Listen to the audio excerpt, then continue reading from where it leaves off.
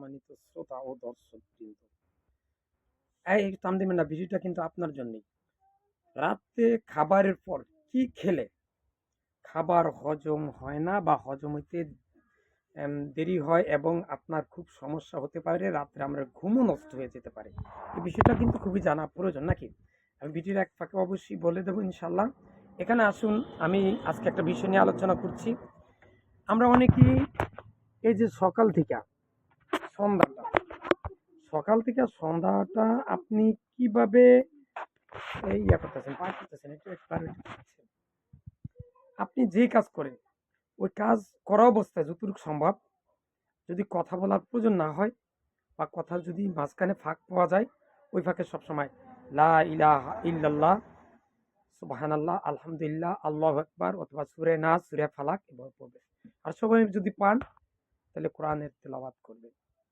আচ্ছা, এখন আপনি কোনো কাজ করতেছেন, মুখে কথা বলা লাগতেছে, ওই পর্যায়ে যায় সামনে যিনি আপনার ক্রেতা বা লোকের লোক কথা বলতেছে, তাকে এই দাওয়াতটি দিতে পারেন, ভাই হাতের কাজ মুখে লা ইলাহা পড়ুন, ইসলামের কাজ করুন।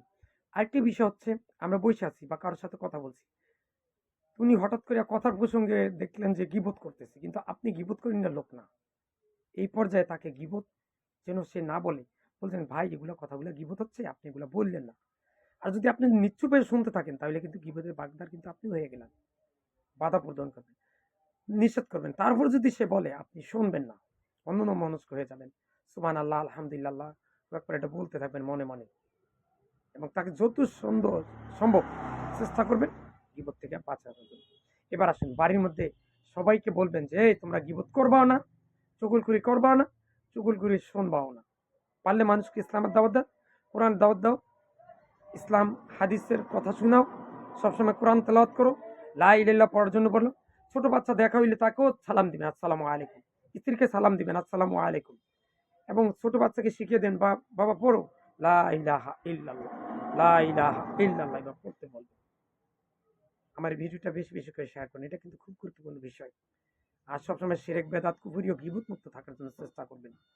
আর মসজিদের ইমাম সাহেব রাখবেন এরকম, যিনি শিরক করে না, বেদাত করে না, কুফরি করে না, গীবত করে না, কবিরা গুনাহ করে না, এবং তাবিজ তুমার বেচে না, ধর্ম ব্যবসা করে না, বই পুস্তক কোরআন বিক্রি করে খায় না, এই লোক লেভেল আলেম রাখবেন। আর যে আলেম এই কাজগুলো করে তাকে সংশোধন করে বলবেন যে আপনি এগুলো সারান দেন, বাদ দেন, আর নাহলে আপনাকে আমরা কিন্তু এই মসজিদ থেকে বিতাড়িত করে দেবো। এগুলো বলতে হবে অবশ্যই। ভাই প্রশ্নটা যিনি ছিল কি, রাতে খাবারের পর কোন জিনিসটা খেলে খাবার হজম হয় না অথবা হজম হইতে দেরি হয়, আল্লাহর ইচ্ছা ইনশাআল্লাহ সেটা হচ্ছে চা খাবেন না। কি মনে থাকবে? ইনশাআল্লাহ ভিডিওটা বেশি বেশি শেয়ার করুন। ইয়া আল্লাহ, আমি সব পৃথিবীর সকল মুসলিম উম্মাহকে তুমি শিরক বেদাত কুফরি ও গীবত মুক্ত রেখে মৃত্যুর সময় মুখে লা ইলাহা ইল্লাল্লাহ পড়ে যেন আমরা মৃত্যুবরণ করতে পারি, সেই তৌফিক দান করো। আমিন। আসসালামু আলাইকুম।